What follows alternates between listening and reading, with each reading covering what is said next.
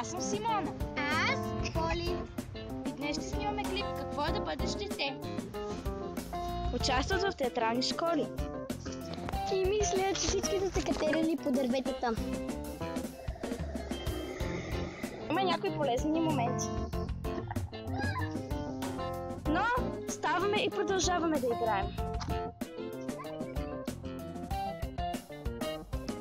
И като пораснат, правят гимнастика, за да може момчетата да ги забелязват. И това е детската Радост. Понякога ни е скучно, но все някога разбираме какво да правим и ни става по-нескучно.